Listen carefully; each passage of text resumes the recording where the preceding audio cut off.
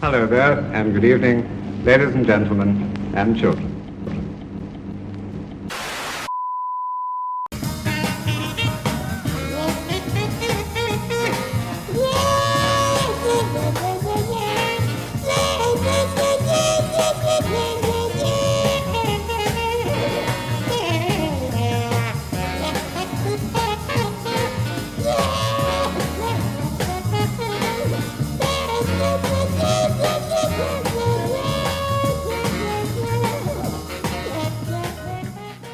How's it going, everybody? Glad to be back. I feel invigorated, rejuvenated, and refreshed for no particular reason. I actually started going back to the gym, which for me has been a really big feat. I haven't been doing anything super difficult, but I've been getting myself back in the groove, throwing myself in the sauna, sweatpants, hoodie, hat, 20 minutes at a time after a small 30-minute lift.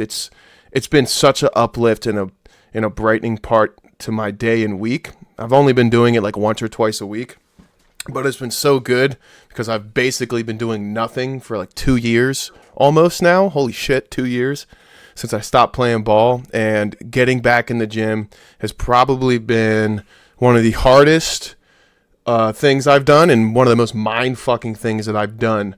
But especially in the position I'm in now, just being a fucking 9-to-5er and stuff. But damn, not that like I look too much better or I look different. And I don't know if it's just a placebo right now that I feel good because I'm lifting and maybe I'm comparing myself to others that aren't. Like, I don't know if it's that, the invigoration of that, because there is a part of lifting and being fit to where you feel better than others. And that's ultimately why I feel like a lot of people do it, versus actually maintaining your health and your body. But I think both play equal parts, but I definitely think there can be a part of that in people's mind to where they're lifting just because nobody else is, or they don't think anybody else is. And it's like the idea of if you're working, but somebody's always out working the next guy,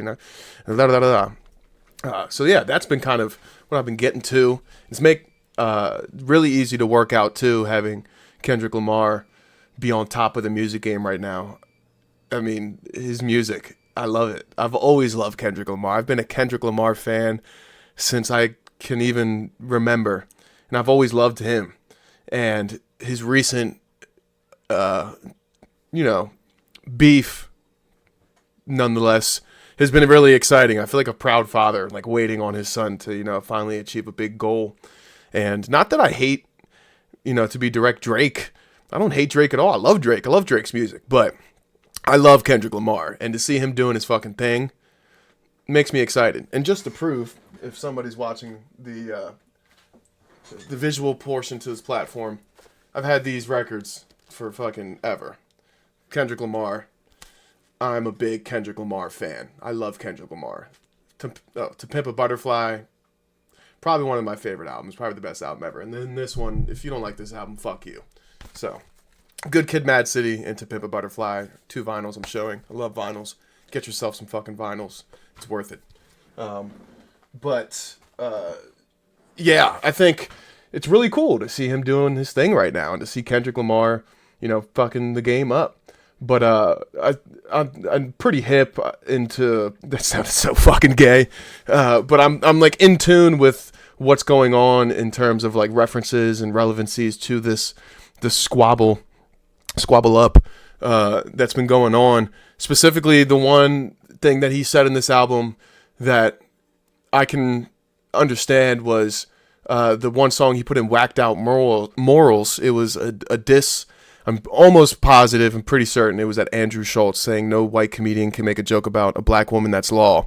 I guess that's one thing I kind of disagree with, because I saw Andrew Schultz's podcast, the Flagrant one, on his reasoning and his like defense per se about it, and I sided with him in that aspect about if you sanction off one area of a joke or like a topical reference, if you can't talk about that, then ultimately you're putting that on an island, saying that that's more important or less important than another group, and that ultimately if you can't make fun of one group, then you have to stop making fun of all groups, and that's death of comedy per se. But yeah, I guess if there's any disagreements, I have maybe that. But other than that, dude, I fucking love Kendrick Lamar to death, bro. Kendrick Lamar's the fucking man. He's the fucking Mr. Morale, dude. He's been boosting my morale, man. I've came to this realization recently that, like, you know, it's okay to feel bad and down on yourself. You're allowed to feel those ways, but you have to find some strength in yourself to regain, you know, your balance in life. And, you know, because nobody's going to do it for you. You have to enact and be actionable in yourself. You have to see that change in yourself in order to actually push it forward. Does it take some external motivation? Sure. But, you know, nobody's going to do that shit for you. Make that change or, you know, push you in the direction. You have to, you know, talk shit to yourself. You have to be honest with yourself. If you're not honest with yourself and where you were at in any way, then ultimately you're just going to lie to yourself and you're going to get lying results.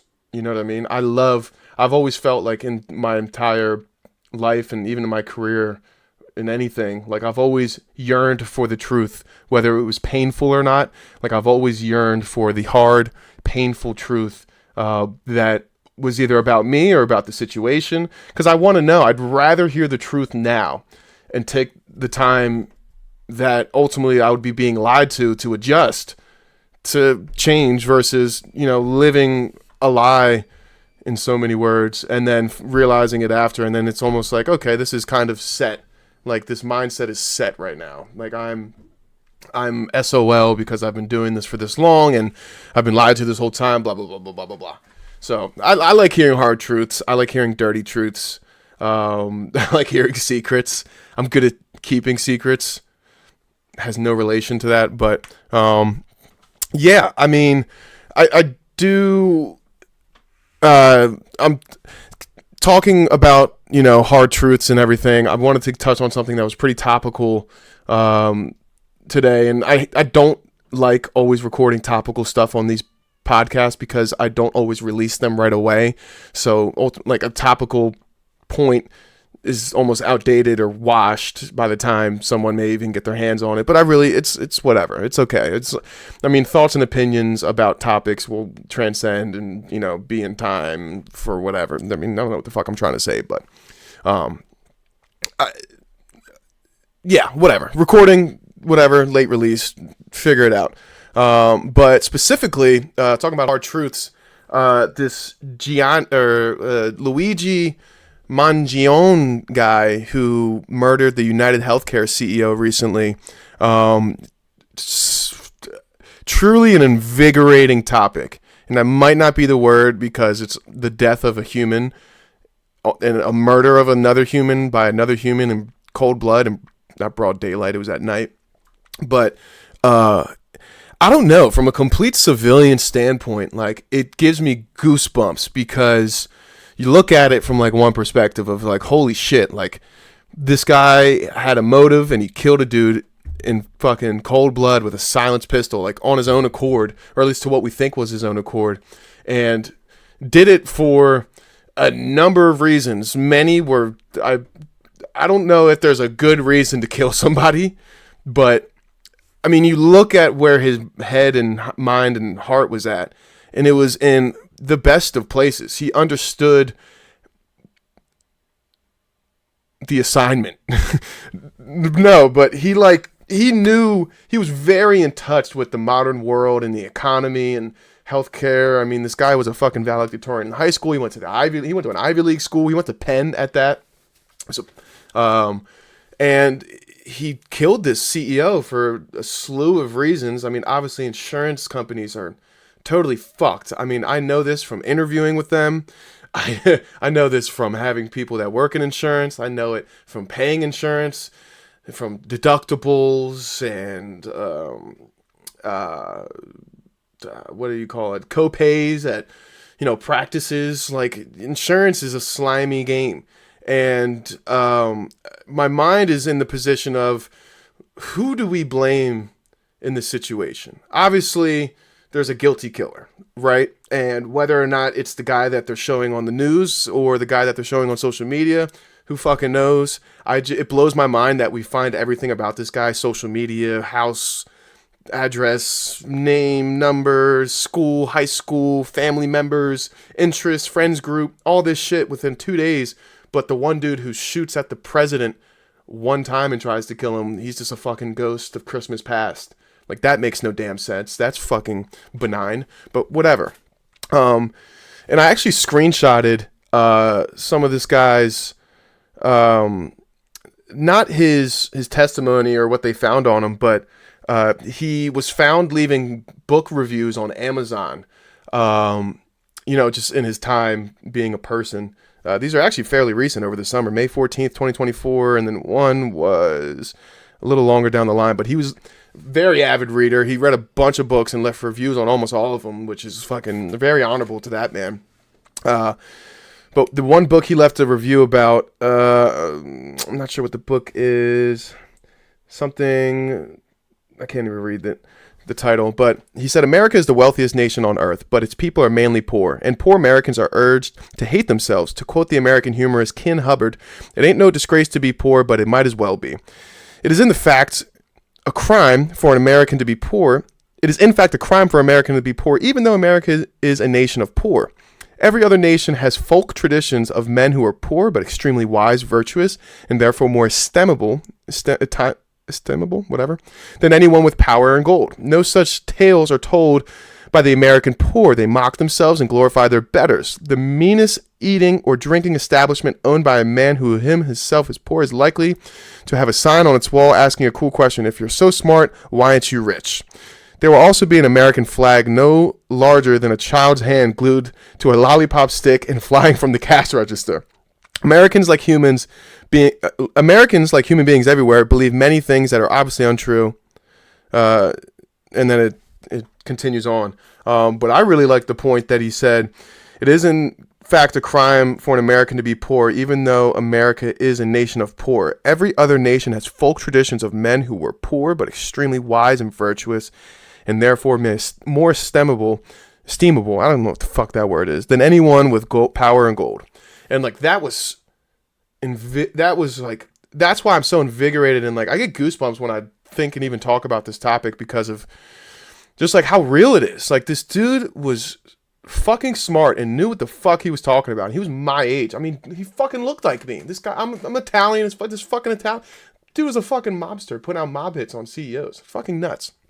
But his point right there is just so true. Like, we despise the poor in America, not knowing that the system is designed to keep people in place, and it makes it very difficult to really jump out of your class or hierarchy. And not that if you're set in that one hierarchy that like you're forever damned, but like in America, you are, in a sense, like you're looked at as a damned person. Like he said, like if you're so smart, then why aren't you rich? Versus, like, it's almost saying that with knowledge and, IQ, ultimately money will follow. And I mean, in so many cases that can be true, like for doctors or, somebody who's extremely good at, decision making or whatever. But like you look at old folk tales, and even, like you look at the caste system in India, like those people are in those, designated, I don't know if they're called dharmas or those classes, like for their entire life until they spiritually grow out of it. They're told that if they die, they'll spiritually transcend to like the next richest class or whatever in their caste system. But I mean, from my understanding, it doesn't seem as if they, scrutinize and, wash those people away and just, say, fuck them. I mean, probably a daily part of their life. Like they literally clean shit out of the streets, but, and it's kind of a rash comparison, but, it's just such a good point that he made about America being a nation of poor and how we're getting taken advantage of by knowledge. And that even if you have the most knowledge here, like it doesn't necessarily mean you're going to be rich either. I don't know. I feel like you can break that down in so many ways, but it just gives you an insight to where his mind was at. I feel like, and kind of the person he was. And there was another book he rated it he rated it 4 stars. It's called The Industrial Society and Its Future, by Theodore John Kaczynski. Clearly written by a mathematics prodigy, reads like a series of lemmas on the question of 21st century quality of life. And again, this is Luigi's review of the book. It's easy to quickly and thoughtlessly write off this as a manifesto of a lunatic in order to avoid facing some of the uncomfortable problem it identifies. But it's simply impossible to ignore how prescient many of his predictions about modern society turned out. He was a violent individual rightfully imprisoned who maimed innocent people, while his actions tend to be characterized as those of a lazy Luddite. However, they are more accurately seen as those of an extreme political revolutionary. A take I found online that I think is interesting had the balls to recognize that peaceful protest has gotten us absolutely nowhere. And at the end of the day, he's probably right. Oil barons haven't listened to any environmentalist, but they feared him. When all other forms of communication fail, violence is necessary to survive. You may not like these methods, but to see things from his perspective, it's not terrorism, it's war on revolution. Fossil fuel companies actively suppress anything that stands in their way, and within a generation or two, it will begin costing human lives by greater and greater magnitudes until the Earth is a flaming ball orbiting third from the sun. Peaceful protest is outright ignored. Economic protest is impossible in the current system. So how long until we recognize that violence against those who lead us to such destruction is justified as self-defense? These companies don't care about you or your kids or your grandkids.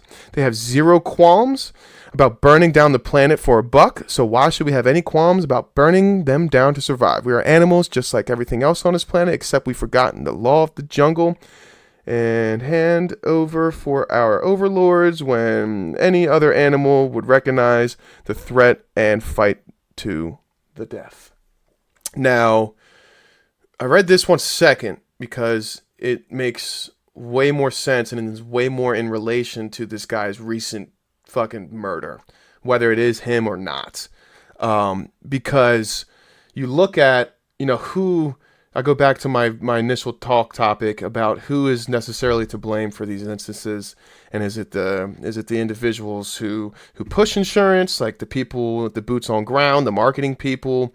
Is it the administrative and the managers, or is it the CEOs and the decision makers at the company's head? Because ultimately, they decide what the employees do, what the administrative people do, what managerial decisions are made, and what's carried out. I'm sure anybody who works in a generic job or a 9-to-5 job, 9-to-5 job for a larger corporation, they see all the changes that happen, and we fucking point fingers and shoot the messenger of our managers, but ultimately, did they really make that decision? No, they just have to pass it along and it gets shot in the face. And it's clean, and Bill Burr said it recently on his Monday morning podcast that it's all clean and clear cut. You look at these CEOs because they're all tidy and they're good looking white dudes or whatever, white woman, whatever it has to be, whatever race, religion, or creed. But you look at them and it's like they look clean and unscathed because they're not the one actually pulling the trigger. You know what I mean? The system has subject individuals who work for those companies to essentially be slaves to these people's beckonings. So it's not like, you always hear slavery never went away, blah, blah, blah. Like, yeah, there's slavery of the mind, and there's also the generic slavery of the fucking workforce today. Like, everybody has to work, and we should work. We should have jobs that pay us, and we should be able to go to work and do all that. But the way it's designed now, it's as if these CEOs are these, I hate to say it this way, but these slave masters of all the people who have W-2s under them. Like, we have no right or will to decide against it. And as he says, like, when does it classify as self-defense to do some of these things? And like, I know this is an extreme topic, and I'm talking about murdering CEOs, which I'm not sitting here and saying, yeah, that's best practice. Yep, that's what I would suggest to the next guy, and the next guy, and the next guy. Oh, State Farm, get him too.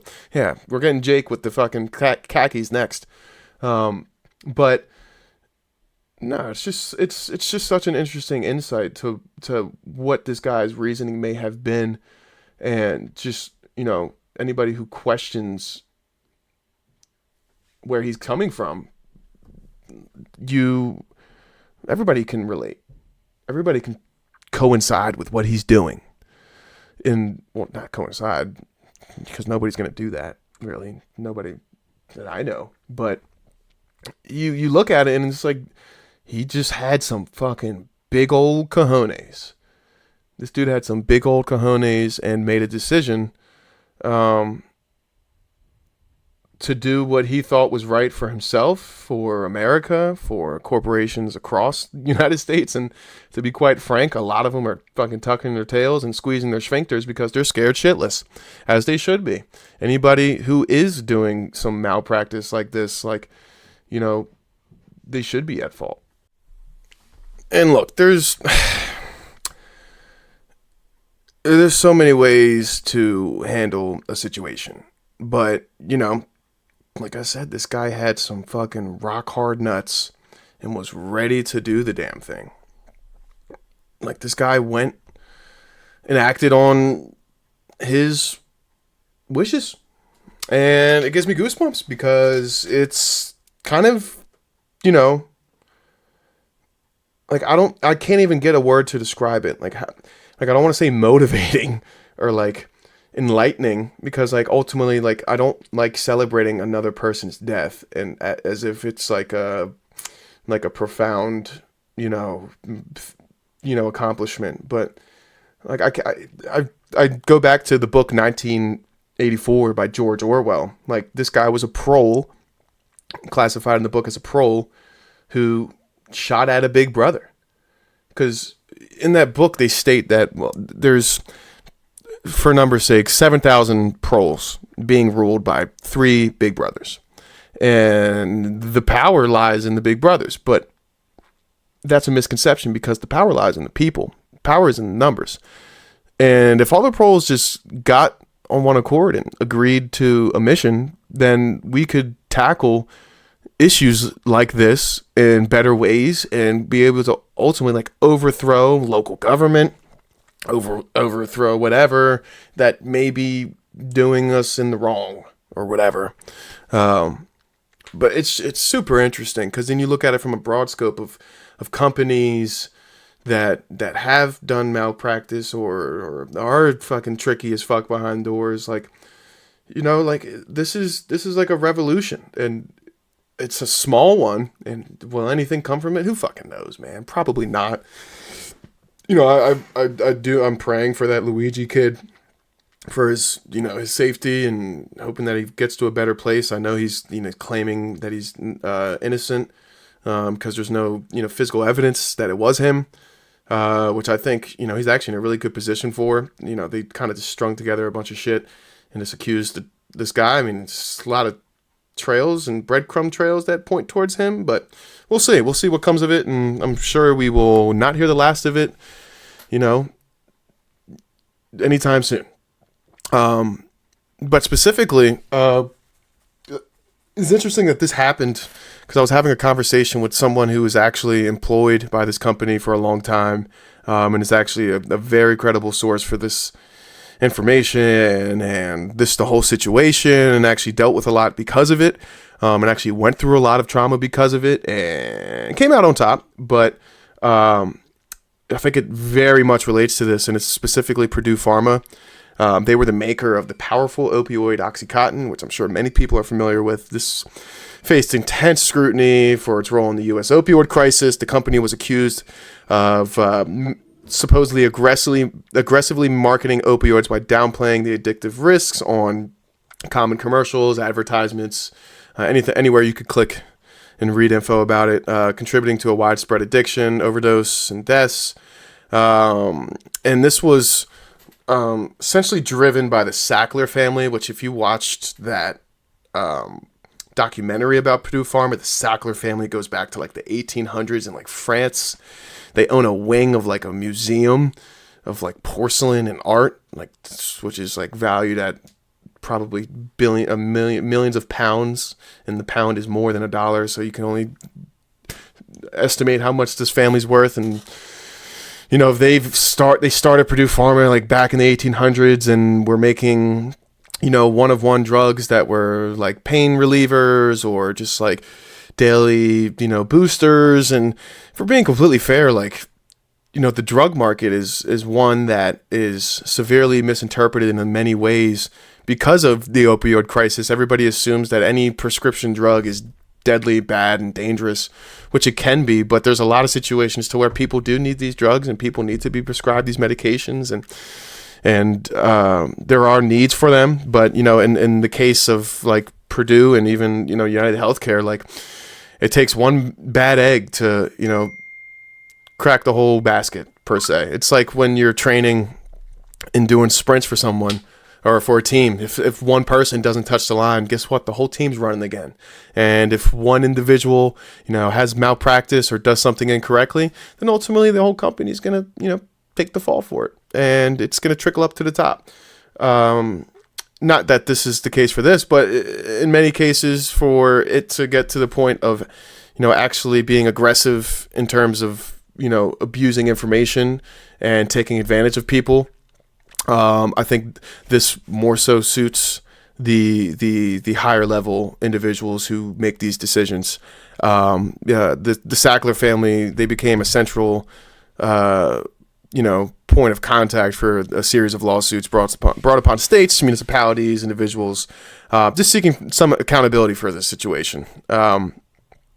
And actually, I didn't realize this until I read a little bit. In 2024, there was a legal settlement that was approved because I believe it was previously disapproved by federal court. I believe they said it wasn't like a just the punishment didn't fit the crime, and not in a like a lesser, but they needed a greater punishment per se. Like they didn't want to just have them do a legal settlement for Purdue Pharma to just pay money to addiction treatment centers, but they ended up doing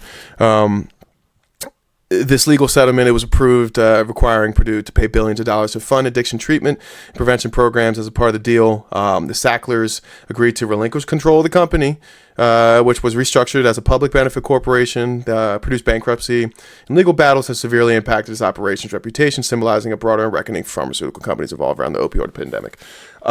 So this particular situation is interesting because there ultimately was a change that was brought upon everything, but initially this came from the marketing of the actual product in general commercials. But I do know from the source that I have, not almost every representative who was responsible for communicating, the relationship between the doctors, the practices, and this drug, they were strictly informed to sell on label, to warn about any addictive properties, whether the percentage was 1% or 10%. They were enforced and monitored to communicate this. And ultimately, it comes down to the doctors, too. I mean, doctors can require and get scripts all day. It comes down to the doctor giving it to a patient. And obviously, the client-doctor representative relationship is something that is very intricate and delicate in many ways. And a large majority of the people that were responsible for getting people these prescriptions did it the right way. However, like I said, the few that don't ruin it for everybody. And that was the case. And when you look back at these situations, it's not that it makes sense, but it's understandable to see where the areas that were most affected resided from. And the part of America that was most affected were rural and economically disadvantaged regions. Particularly, I believe over 70% of these situations occurred in Appalachia, the Rust Belt, and parts of South Midwest states like West Virginia, Kentucky, Ohio, and Pennsylvania. They experienced some of the highest rates of opioid addiction, overdose deaths, economic devastation linked to the crisis. And for many reasons, they were vulnerable due to just widespread unemployment, limited access to health care, the prevalence of physically demanding jobs leads to high rate of injury. You get prescriptions for pain management due to this. And that's just the case scenario.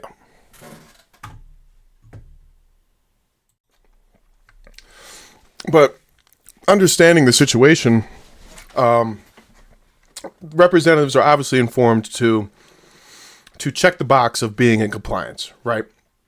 But this is information passed down from the top, so you can only do so much. Especially, and I mentioned even with the United Healthcare people, and even for this situation, Purdue Pharma individuals, that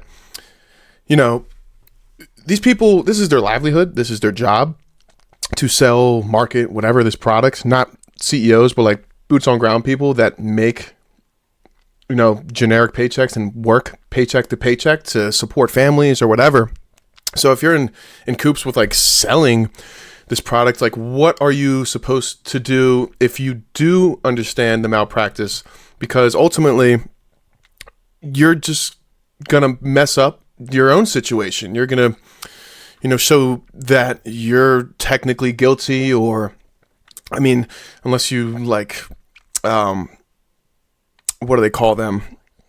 Whistleblower. Unless you're a whistleblower for it and you do like some anonymous reporting, then you can be a solution to the problem. But in many cases, like, people don't want to stop something that is keeping them afloat. And this goes back to, who do we point the fingers at in situations like this? Like, these are two completely different companies, both healthcare oriented. One is insurance, one is pharmaceuticals.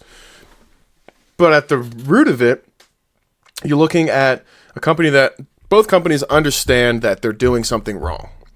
Now, they're pushing a narrative that, hey, we put stuff in place to keep people in compliance and to make sure that, stuff doesn't get out of hand, whether it's, getting a prescription or, for insurance, qualifying to be insured and having, surgeries paid for. I'm sure they, roll stuff out that gives people, quote unquote, more access to insurance, or, in this case for Purdue, like, they do more things, quote unquote, to keep people in compliance and to stay out of addiction. But these decisions are ultimately top end decisions that they know they're in the wrong, but they don't care because of the fact that they're making a fuck ton of money from it. They're not the ones that are actually inducing the change, like, on the people in terms of, giving them the drugs or denying them the insurance or the access to health care or whatever the case may be. They're not actually doing it. They're not the ones actually saying, hey, we can't file that claim, or hey, we can't pay that deductible on the phone. It's people like you and me, people who work these jobs. They're just, hey, these are the changes that are being made. Have fun explaining that to somebody. Like, but they don't care, because at the end of the day, that person who has to do that hard job, they're going to do it because it fucking pays their bills. Like, you can't point the finger at the people on ground. Like, it's tough, man. You can't, like, I always have this saying that I can't judge somebody for sinning differently than I do. Because ultimately, if I judge you for, kicking a trash can and I punch a wall, like, what the fuck is the difference between you and me? Nothing. We're both punching inanimate objects out of anger. And I feel like for these cases and these specific case scenarios, like, we have to understand that, people aren't the problem. It's power, and it's power. And it's the power of these companies that is the real issue at hand. And, maybe if fucking one of the people in the Sackler family got fucking murdered, this wouldn't be the case. And at least in this situation, there has been something that has changed. Like, there's been actual payouts. They're actually funding, centers for rehabilitation. Like, they're actually doing something that's actionable. Like, they owned up to their issues. But because I hear stuff all the time, especially like comedians, they always, scrutinize like, sales reps or doctors that were responsible for this, and, put this stuff in place for those people. But what would you do if this is your only livelihood, or this is the only thing keeping that roof over your head, or keeping your car with gas in it? Like, you can't blame people for being subject and having their lives threatened, essentially. And that's when it goes back to what Luigi said. Is this self-defense at that point for me to stand up for my right, or am I just going to continue to be subject to the information and the situation that I'm in? It's a tough conversation to have, but I think everybody needs to give a little bit more grace to people that you think that are that way different than you. Or that, oh, he did that, I could never do that. Fuck that guy. It's fucking whatever. I'm like, sure, whatever. Yeah, you could never do that. Cool. If we're casting harsh judgment and throwing stones at people in power at these companies that make these decisions, I'm all for that. Fuck big government. Fuck these corporations. Fuck those motherfuckers. Because they know they're wrong. And they know they can just force people like you and me to go and do these hard jobs, ultimately to carry out that shit and get the money. So yeah, I guess I sit here and say, give more grace to both sides. What would God want you to do? God would want us to just pray for them to be better. I definitely pray for Mr. Luigi to be better and, make this thing a big change in the world. But I definitely wanted to touch on those two particular topics because they've resonated in my life in many ways. And they popped up a lot recently for me, just looking at it like that. So very, very interesting stuff. So yeah, man, give people more grace. Understand that the world is, an imperfect system and that ultimately people have to do hard shit when they don't want to. Somebody's got to do the dirt in that situation. Somebody's got to shoot a guy in the head. Somebody's got to do it. It's not going to be me. Very ironic, though. I'm a Italian dude with semi-curly hair that owns guns that are silenced. And all of my friends have been making fun of me all week saying, why would you kill that guy? Why would you do that? I'm like, so funny because I'm a smart Italian dude with guns. I'll take that shit as a compliment. I've actually taken it as a compliment all week that I've been compared to Mr. Luigi. In this house, he's a hero. Until further notice. In this household right here, Luigi, what the fuck is his last name? Let me see. Luigi who? Luigi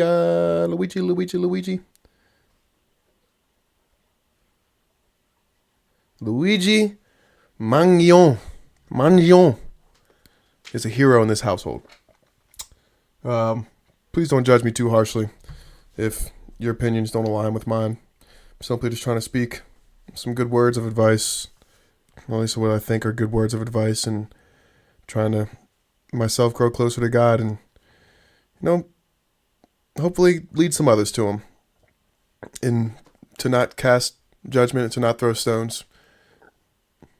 It's like the part of the Bible, it's my last thing before I get off. Like the part of the Bible that says there was this sinner who was getting prepared to be stoned in a village back in whatever, AD, something AD. And a bunch of people had rocks in their hand, tossing him up, ready to kill him by throwing rocks at him. And Jesus came around, he said, if you have a stone in your hand and you have not sinned, you may throw it. But if you are standing here a sinner today, drop your rock. What do you think everybody did? Drop their rock. Don't judge somebody else for sinning differently than you. Just pray that you both grow closer to God's glory. Thank you. Good night. This podcast is going to be a little bit chopped up, just due to the fact that I may have made some clerical errors on the first recording, specifically just on my actual motif behind the topics that I discussed, mainly surrounding, everything that's going on with this murder surrounding the United Healthcare guy. And I just wanted to be upfront and forthright that I do not endorse the fact that this dude went and killed this man in cold blood. I do believe, even after talking to people, it's unconstitutional to do what he did. I think that we have a constitution for a reason, and you can't just go up and murder somebody for that matter, no matter how steep the task at hand may seem in terms of actually making a change for people or for the people. I don't endorse what this guy did. Going up and murdering somebody is wrong. I feel like I was pretty clear about that, but I thought I'd say it up front. But also, I read this article today. I follow this Instagram page called We Have the Data. Super good page. They cite all their material, and it's all really good information. But this guy graded Mr. Luigi and his manifesto, because this is supposedly the manifesto they found on him. And, before reading this, he's still innocent before they proved him guilty, or before they attempt to prove him guilty. And we don't even know whether or not the guy that they have under wraps is the true guy, because there's so much shit right now, all these conspiracies, like, oh, it's not him, oh, this guy's a good guy. You see all these memes about people posting alibis for him and shit. But yeah, I thought this was a really interesting take on his manifesto. But they graded this guy's manifesto like a paper. And, with everything going on, I find, as smart as this dude was, based on this evaluation of the manifesto, did it come from the same dude? Because this guy was a valedictorian, he went to Penn. Super smart guy, had his BBA and his MBA from Penn, which is no fucking easy task. I don't care who you are. Let me just get into reading this. So this guy says it's time to grade the short manifesto written by the suspected killer of the United Healthcare CEO, Brian Thompson. Line by line, this guy evaluates it, but I'm reading the manifesto word for word here. He says, to the feds, I'll keep this short because I do respect what you do for our country. To save you the lengthy investigation, I state plainly that I wasn't working with anyone. This was fairly trivial, some elementary social engineering, basic CAD, a lot of patience. The spiral notebook, if present, has some straggling notes and to-do lists that illuminate the gist of it. My tech is pretty locked down because I work in engineering, so probably not much info there. I do apologize for any strife or trauma, but it had to be done. So this guy goes into breaking this down about how shitty of a manifesto this was, and how it really wasn't even a manifesto. He even goes by saying this was graded an F.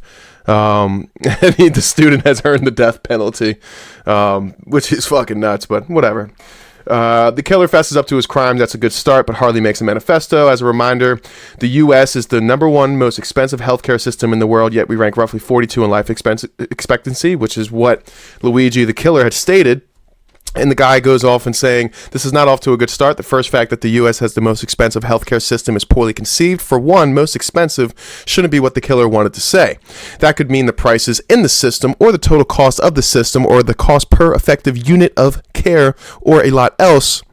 What he wanted to say was that the U.S. spends the most on healthcare and it doesn't get a lot for it. But that's wrong.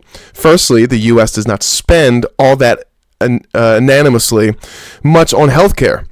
It is vastly wealthier than its peer countries, and it goes into showing this this graph that starts both the X and Y axis start at $0, and the Y axis is the current health expenditures per capita, and then the X axis is the actual individual consumption per capita. And the USA is far right on this graph, and most of the other countries like Ireland, Canada, Germany, Korea, Spain, Chile,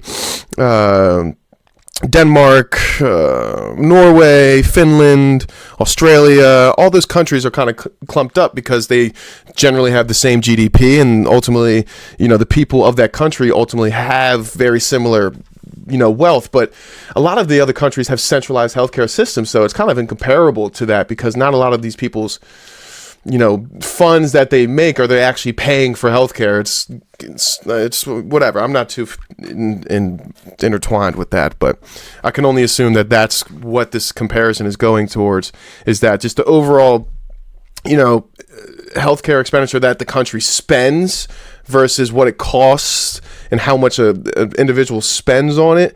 The USA is far outweighed in terms of that. So it's a numeric that doesn't really have anything to do with anything. And then same on this other example that he talked about. Others have explored this in greater depth, but the gist of it is that Americans are richer than everyone else, and healthcare is superior, good, etc., etc. So they simply consume a lot more healthcare.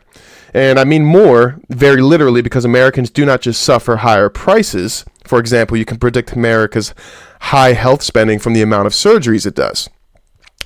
So that's just the basis of what he was explaining, is that our healthcare is really good and it is really expensive, but we also make a lot more money and we spend a lot more on it. Which I guess, it's kind of plain to say that, because I feel like that's the known. So I mean, it's tough to compare the situation to other countries, because other countries they're not even structured similarly as our healthcare. Like, I'm pretty sure the rest of the world, in terms of countries and like governments, aren't even allowed to market healthcare or even like pharmaceuticals or any type of, service in that aspect. It can't be commercialized. I mean, it's commercialized, but they can't put a commercial behind it and market it for product or gain, or profit or gain. Which we all know in America. How many fucking damn medicine commercials do you see? But anyway, the next point he made, with that out the way, secondly, America's poor life expectancy has little to do with its healthcare system, and what amount it does have to do with the healthcare system likely favors America. Okay. Compared to other rich countries, Americans do live shorter lifespans. About 90% of the gap for men and 2/3 of the gap for women is explained by a handful of well-known observables. And he shows a chart basically stating, the death or how people die in America. And it talks about drug overdose, motor vehicle accidents, Alzheimer's, infections, firearm-related, circulatory, mental and nervous system, lung cancer, homicide, respiratory, suicide, screenable, treatable cancers, alcohol, diabetes, perinatal, congenital, and residual. Source, note this shows portion of each country lifespan gap between the U.S. and statistically attribute to different factors. And it shows between men and women. It shows America in the specific instance. United States. It doesn't necessarily pinpoint the United States into any which way, but it's just showing the disparity of different deaths in America and how, healthcare is not the root to most of these deaths. So he's kind of proving against this guy's value behind the murder that, hey, you think that healthcare is responsible for a majority of these deaths when realistically it isn't. So that's an interesting metric. America also, and this guy also points again, America lags behind its peer countries largely due to obesity and its comorbidities, violence, drug and alcohol abuse, and needless risk taking. But notice it generally leads in the screenable and treatable cancers, which is where most of the death is. But notice it generally leads to inscreenable and treatable cancers. This makes sense because the U.S. screens far more than its peers, and it screens far more aggressively. For example, the U.S. recommends routine colonoscopies past age 45. These may or not be effective in their own right, but they are emblematic in America's broader support for intensive screening, some of which definitely works. So, essentially, with the full wrapped arms of the healthcare system being so wrapped in preventative measures, it's ultimately a higher cost to average Americans because we're putting more money into healthcare, because we're centered around, screenings and visits and checkups. And if there's anything I learned from my education, it was that America in the 21st century has become way more of a preventative healthcare system versus a treatment healthcare system. Obviously, there's always going to be treatment. There's some things that you just can't prevent, track, or even know that are coming. But if anything, it's always been that we need to figure out a way to get to it before it happens, before they get too bad. And that's why you see a lot of individuals being so poignant on, working out and having a good diet. Even myself, like I see shit like this. I'm like, I got to get back in the gym. I can't put it up to this United Healthcare CEO. says the guy that ordered a Pizza Hut boneless wing box, medium thin and crispy pizza yesterday right after the gym. But what do you want me to do? It's 80-cent wing Wednesday from Pizza Hut. I'm going to get those fucking 80-cent wings, man. I'm going to do it. But America's gotten way more preventative in their approach to healthcare, which is a good thing because you want to give these people the opportunity to discover, hey, let me get ahead of this before it does actually ruin my life. And I do ultimately become in debt to these healthcare companies. Another point that he made, others have noted that Americans lag for the same sets of reasons: obesity, eating too much, being too lazy, being violent, driving fast cars, and more unfortunately, being near people who drive fast cars, and so on. It should be noted that much of the obesity-related death delta against the U.S. doesn't seem unique to the U.S. It appears more like a disease of affluence. And then lastly, he stated, ironically, the killer contributed to the America's poor life expectancy in a predictable way by killing a middle-aged man with a firearm, which in one of the charts was what America weighed way more heavy in than a lot of other countries for obvious reasons. So it's almost like you have to look at this from the more freedom you get, ultimately, the more that we have the ability to lose our freedoms. It's, with more power comes great responsibility. And that is America. That should be America's fucking motto. Spider-Man figured it out at the fucking point of it. But I say all this to say that I just wanted to be forthcoming that I don't endorse what this guy did. I wish a man with such gifts that had earned an MBA and a BBA from a Ivy League school, maybe made a better decision in, shifting change in this way. I'm sure he could have maybe grasped some of the same, attention that he got with this, but maybe it's no way. I mean, you're not going to get the same amount of attention doing, some sort of, riot or something that you would murdering a dude in cold blood. I mean, it's just crazy. I mean, and based off of, is this even that guy's manifesto? Is that what he truly felt, said, and wrote down? It's just very interesting to, remove all connections from something like that and put yourself completely in the face of adversity, especially something of which that would put you as a death penalty. It's just crazy. And maybe you have to almost look at this kid's background. He went to Penn. What classes did he have? Who did he hang out with? Who are the people that, supported him or endorsed him or even referrals for him and to get into his MBA? Because I'm sure that guy had to refer some professors in order to get into the MBA program.